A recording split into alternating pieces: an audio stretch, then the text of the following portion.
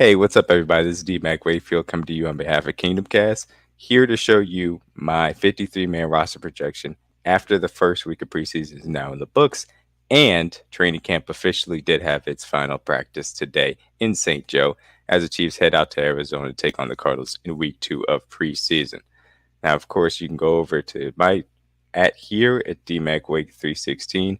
Check out Red Friday Spaces, which I do host every single Friday afternoon. We talk Chiefs. Obviously, we will be previewing that week 2 preseason game in Arizona as well. Make sure you go over to the Kingdom Cast Twitter account as we will be continuing our countdown as the first week of the regular season comes up, getting ready for Banner Night as we take on the Detroit Lions. Now to get ready here, we're going to go through each single position, top to bottom, go through some guys that I feel like are on the bubble, guys that are locks, guys that have more work to do, and guys that I'll certainly be looking for as we go into week 2 of the preseason. And I have a few highlights just for certain guys that really stood out after week 1. All right, we're going to start here at the quarterback position. One, Mr. Patrick LaVon Mahomes. Holmes the second, the best of the game is going to be a lock here. Blaine Gabbert also locked in as the veteran secondary backup. Now, interesting enough here, Shane Buechele, I thought that he was fine in the preseason game 1. It seems as if this team really does like him. He certainly does have Andy Reid's circle of trusted trying to develop him. And now with the third quarterback rules, which are important, you can't have an emergency third quarterback that is not a part of the active game day roster, but they must be on the 53-man roster. As a result, I do expect them to have Shane Buechele on this roster. Obviously, last year they had to protect him at times on the practice squad to make sure other teams did not vulture him. As a result, I do think that they want to keep him around for a developmental prospect, and they can have that emergency third quarterback, and so he will make this roster, in my personal opinion. Running back. Isaiah Pacheco, Jet McKinnon, Clyde Edwards-Helaire. I believe all three of those guys are locked in. I don't think anybody's coming to call for Clyde Edwards-Helaire trade. As a result, he will be here, and it's good to have as much depth. Clyde Edwards-Helaire is a guy that's played well in the past, been able to be effective here when healthy. He can spell Jared McKinnon earlier on in the season. He also is going to spell Pacheco at times, and that's an important thing to have as far as depth at the running back position you can trust. Generic Prince here I do have in the fourth spot. I will be honest, I did not love what I saw from him in the return game or strictly running the ball. I thought he had a very nice rep in pass protection in one of Blaine Gabbert's long passes to Richie James, but he needs to show a little bit better vision, especially on those quick returns, to be able to solidify that job as far as David Tobe is concerned. And if he does, he will solidify his place on this roster. Also want to give a special shout out to Michael Pirine. Thought he made some really interesting plays. Had a few nice outside zone runs in the second half when he was able to get in. He has been getting a little bit more practice time in camp with the twos and a little bit with the ones here in this past week of camp. And so we will see how exactly that manifests itself in week 2 touches. Moving on to wide receiver. I think these 7 are locked in. I think this will be the 7 that you carry into week 1 of the season. And we'll see exactly what may happen with one of these guys. Obviously, has a little injury designation next to him. Sky Moore, Marcus Valdez-Scantling. I thought those are the top 2 starting wide receivers as of right now. Richie James, Justin Ross, Justin Watson, and Rashee Rice make up the next 4. All these guys, like I said, feel like locks to me. Kadarius Toney obviously has an injury designation. They think he's going to be ready for week 1. We will see if he actually is. I'm a little bit skeptical, but I'm optimistic. If he is and it feels right and they're able to play him, good. If not, I feel like they should just back off, allow him to get a nice runway, put him on short-term IR, and that can open up another roster spot after cutdown day, and he's carried on the 53-man roster. And so we'll see exactly how they choose to handle that, but the sooner Kadarius Toney gets on the field, the sooner he gets there and make an impact, and we want to see that happen no matter what. Tight end position is interesting. Unfortunately, we have lost Jody Fortson for the season. His shoulder injury proved to be a little bit more damaging than we had initially thought. And so he is going on IR right now. And so he is not factoring into this position. You still have Travis Kelce, Noah Gray as the locks at this position. Matt Bushman and Blake Bell both getting a bubble watch or vet cut candidate designation from me from this perspective. Matt Bushman has a little bit more proving of his worth to be done to really lock down a roster spot as far as I'm concerned. Thought he played well on Sunday, but not exceptionally well to justify it being a lock here. And actually, he had obviously the momentum from last camp carry over, but we just need to see it a little bit more. Blake Bell brings the blocking to the table, does obviously have the ability to do the QB sneaks, even though it was not successful on Sunday, to say the least. Blake Bell is an interesting aspect of this roster because if he is not carried on the 53, he can be cut, have a handshake agreement, possibly come back to the 53 or go to the practice squad and be used when needed by the Kansas City Chiefs. He's a veteran. He's a guy that's been in the system for a long time. He has a good relationship with these guys. It would be understandable if they chose to go that route with him. Matt Bushman, of course, would be subject to waivers should they not try to cut or should they not try to carry him and put him onto the practice squad. As a result, he would be subject to possibly getting poached by another team. And so that has to be factored in. Both of these guys, I think, have a little bit more to prove as we go on. And I'll mention Kendall Blanton here, former Mizzou product, a guy that is hopefully able to show a little bit more and try to take advantage of Jody Fortson not being, out there and see if he can make a push for a roster spot or at least a practice squad spot for sure, as he did a little bit last year. Moving on to offensive tackle. Jawan Taylor, Donovan Smith, Wanye Morris, Lucas Niang. Now, all four of these guys are locks to me, and they have been pretty much the entire offseason. I thought that Wanye Morris was solid at both left and right tackle, which is good. You want to see him be able to handle that swing type of responsibilities. And the fact that as a rookie, he's able to understand the offense simply from a basic aspect and be able to play both spots in a game at this point is spectacular news for the Chiefs. And as far as depth is concerned this year. Jawan Taylor, Donovan Smith, I thought they looked good. Donovan Smith looks healthy. We'll see a little bit more snaps to make a full judgment. But so far, early returns on the offensive line in general look very good, and I think that was a theme throughout the game for me. Lucas Niang, I thought, was fine at right tackle, nothing spectacular. I don't think he was as good as I saw him necessarily in 2021, but it's a short sample size, so I won't make any fast judgments. I do think ultimately he's carried on this roster with Prince Taiwo put in as depth. I thought Prince was fine at left tackle as well. Interior offensive line. Creed Humphrey, Joe Tooney, Trey Smith, Nick Allegretti, Darren Kennard. All five of these guys are locks to me. Obviously, the best interior three in the game. Nick Allegretti is spectacular backup interior offensive lineman that could play all three spots. A very vital piece of this roster to make sure you have that positional flexibility. Darren Kennard, I thought played very good at right guard. I expect him to stay on and be protected as a developmental interior offensive lineman as well. Who I will say is a preseason gold star. Jason Goddard, a guy that came across from the International Player Program to the Chiefs. That was his first organized NFL football game. God bless him. He did not look lost out there. And that is an incredibly impressive feat. And he deserves to be recognized for that. And he has the length, the measurements that could possibly be developed. You know that him being on practice squad is going to be good for this team. Andy Heck being able to see him every single day. I think that'll be good to continue to develop him. In the meantime, we still are a little bit in limbo as I wrap up the offense here. I have a total of 26 spots. We'll see exactly how that may work out. But, I think that 26 is pretty much where we're going to land. We'll get into the defense here in a second. Nico Remigio, unfortunately, does have a current shoulder injury. We don't know the extent of it. They haven't necessarily really gotten to those details yet. And training camp just wrapped up here. So we'll see exactly what ends up happening. But should he need to go on IR, it's not the end of the world. It actually may work out in the long run. This gives them an opportunity to keep him here, work with the offense for a year, and then push for a roster spot next year. And that's exactly what happened with Justin Ross this year. And we've seen how that process has paid off for him as we've gone into the preseason and training camp for Ross this season. So if Remigio hasn't missed significant time, it's not the end of the world. But of course, the ability for him to make some spectacular catches, his punt return ability, were certainly standing out as far as camp was concerned. And it would be a shame if it unfortunately had to end in that way. But it's not the end of the world if it does. We hopefully can keep him around.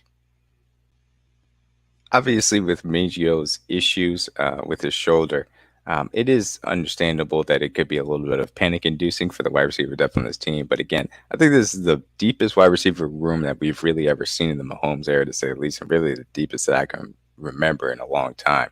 And you got to give credit to Red Veach for being able to find these guys. We've seen positive things from Cornell Power and Akikoa Crawford in the preseason week 1 game. I think both of those guys showed out pretty well. We'll see exactly what they're able to do in week 2 and beyond. But I think those guys are practice squad options that can provide good depth. Also, Amir Smith-Marset, a guy that has a return experience. We'll see exactly how he handles it. It sounds like he had a good last day of camp, came back from the groin injury, which did have his injury designation on here. And so sounds like he's going to be healthy moving forward. He certainly will also be a practice squad candidate. All right, moving on to the defense. And now we get to some interesting battles and conversations here. Interior defensive line. Look, this is headlined obviously by Chris Jones. His holdout has now extended past camp's final day. We see exactly as we go into the weekend and the Chiefs return to Kansas City if he decides to end said holdout. Obviously, he is incurring fines. We'll see exactly what ends up happening on that front. Keandre Coburn, I thought, had a solid day, showed a little bit of the movement skills and his stout ability at 330 pounds plus. Obviously, Tershawn Wharton, working back from the ACL, did not play. Derek Nani, I thought, was fine on the first team. Nothing special. A little bit concerning that he got blown off the ball a few times, but will continue to be fine. In the interior defensive line, a guy that deserves to be mentioned, Danny Shelton. I thought he looked great. I mean, his movement skills for a guy his size looked awesome. He's obviously slowed down a little bit, but not too much to where he's giving up any ground. He was able to be stout against the run and showed a little bit of pass rush chops. Danny Shelton is an interesting guy. I think that there's a chance for him to push to try and be on this roster, but at the very least, he can be a veteran guy on the practice squad that they elevate a lot in certain matchups. And I think that would not be a bad thing. And it certainly would prove this team well if Danny Shelton earned a way to more important interior defensive line snaps, as this was an area next to Chris Jones where they could stand to improve a little bit.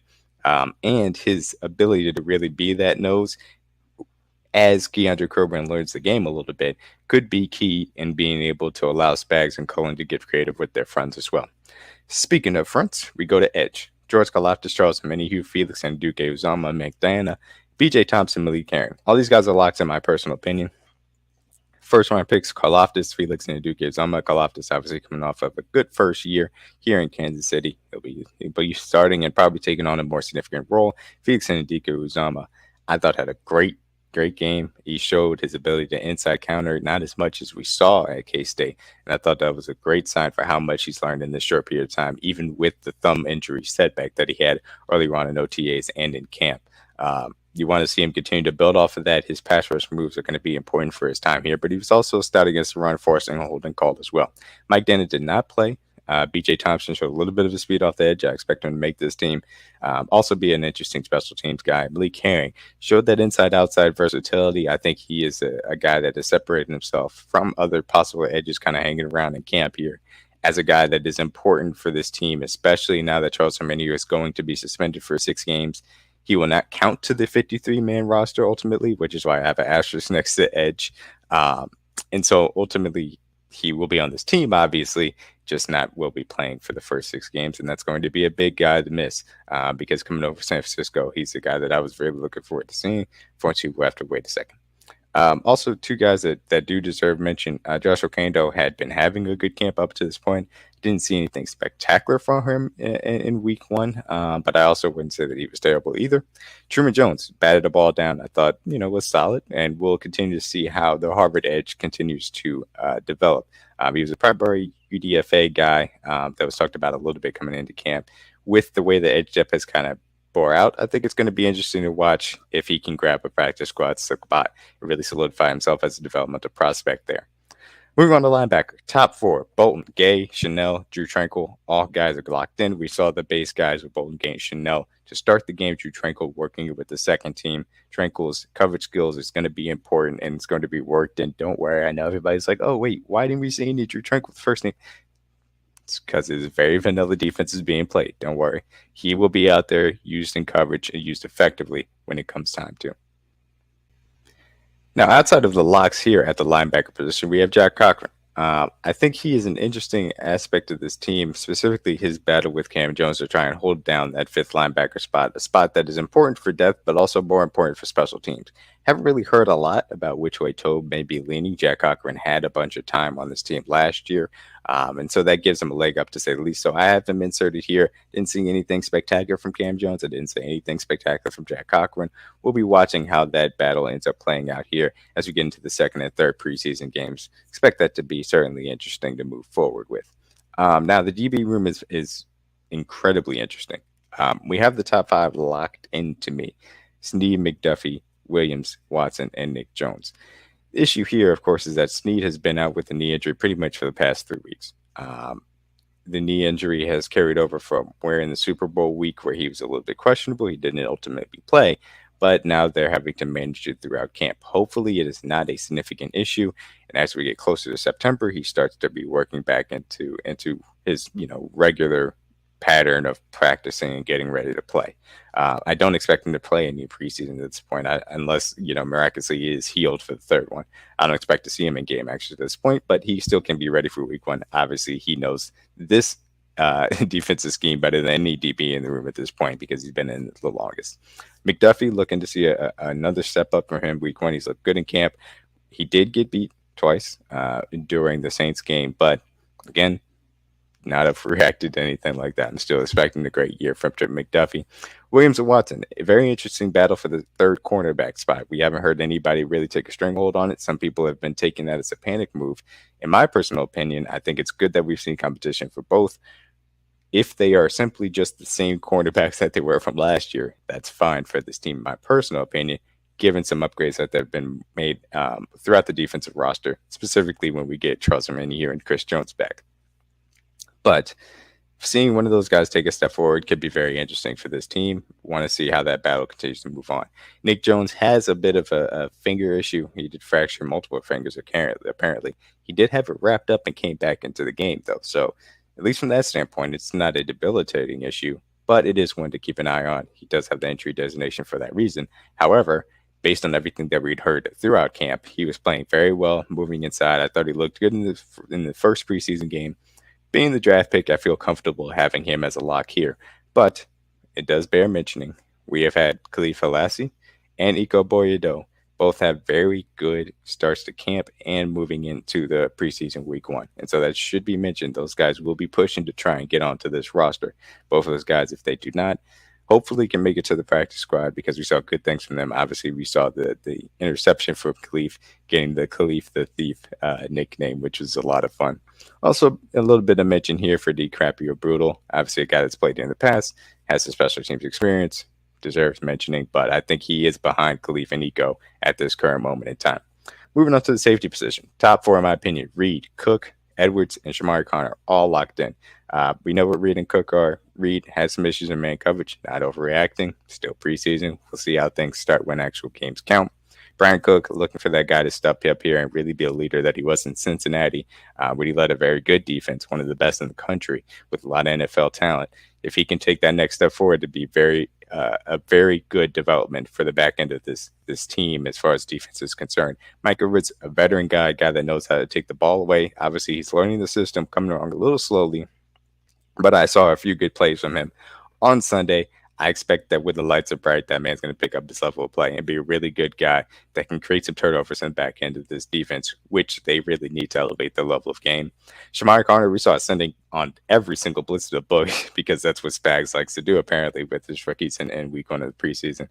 Got a sack, got a few pressures, had a good game to say the least. You see the versatility that they want on him. We'll have to work on him in coverage to say the least, but if things go to plan here in the DB room and the depth isn't tested too much, he should be able to be brought along slowly in that aspect, used sparingly for this rookie year, and then be brought into a more bigger role, or a bigger role as we move into 2024 and beyond. But at the least, we saw that he certainly can handle getting after the passer from that slot position. Deion Bush here I have on the bubble. Again, DB is kind of crowded. If a guy like Khalif or Eco makes a real big push, you got to give him credit. They may be able to push him off. But again, Deion Bush, interesting guy, is the fifth safety, a really special teams, core special teamer, guy that was here heavily. But he was not necessarily mentioned as one of the primary gunners by Dave Tobe. That should be kept in mind. That could open the door for a sixth cornerback to be on this roster rather than a fifth safety. At that point, though, he still probably can make it onto the practice squad. So we'll end up seeing what ends up happening. Okay, well, now that we've run through it, I run through the defense. I have it at 24. Obviously, the asterisk next to the edge spot, which I have 6 names, but of course, only 5 listed. Again, for the tight ends, I think ultimately it's only going to be 3, whether that's Bushman going to the practice squad or Blake Bell being cut and then brought back at a later date. either way, week one, there will be 3 tight ends active on this roster. I do fully say that, and it's probably going to be 4 because of how effective the heavier personnel sets were for the Chiefs. Special teams, 3 guys, Townsend, Bucker, and Mr. Winchester. Those guys are locked in. Shout out to Harrison Bucker, man. I mean, tough season, injuries, and still he was able to be clutch when he needed him to. That's why he's the kingdom's kicker, to say the least. So yeah, you see obviously a little bit of the notable camp battle players to watch as far as the bowl rank is concerned. Went through some of those guys. I will also just briefly mention somebody that I did not mention earlier, Daniel Wise, a part of that defensive line group. Seeing him rotate in and out. We'll see exactly if he can make a little bit more of an impact than he did on Sunday as well. I do have these guys listed for the ones that are out for the season. Unfortunately, Najee Johnson, a member of that Fab Five guy, we'll have to see him progress next year. Unfortunately, he was making waves in camp, and we'll have to wait till 2024 to see what improvements he's really made as far as game days are concerned. Isaiah Moore, UDFA that was brought in, we'll see exactly how he progresses. Obviously, there's an injury settlement. We'll see how that gets worked out. Unfortunately, we do have an Andy Reid camp victim. 3 days into camp, Mr. John Ross did not make it through. He said he saw the depth and talent of the wide receiver room and said no mas. So I hope he enjoys his retirement. I hope all goes well for him after football. Yeah, so we're going to go ahead and wrap it up here with a possible veteran re-signing here of Carlos Dunlap. We heard from Darren Smith, who he talked to Carlos Dunlap at the ring ceremony. He said he's fine, been working out, still wants to play football, hanging around. The Chiefs currently have basically no cap space. And so as a result, there's not really been any traction there. But of course, it would be understandable for a vet of Dunlap, a guy that's already been in this system for a year. If he wanted to skip camp completely, is perfectly fine with that. And so he's still an option to be re-signed onto this roster, and then you may have to adjust, possibly losing a linebacker spot, possibly losing the safety spot, possibly getting more, creative with the tight end spot. And we'll see exactly how that ends up bearing out. But he has a possibility to be brought back, hopefully, after a Chris Jones extension does happen. But yeah, that's going to be all I have for you guys today. I want to thank you guys for taking the time to listen into my 53-man roster projection and my breakdown of each single position. Again, make sure you tune in tonight to Kingdom Cast. We'll be again talking with the crew, previewing week 2, and also go over to DMac Wake 316 on Twitter. I will be having Red Friday Spaces tomorrow afternoon, Friday afternoon, as we preview that week 2 preseason game on Saturday coming up. Hope you guys have a great day.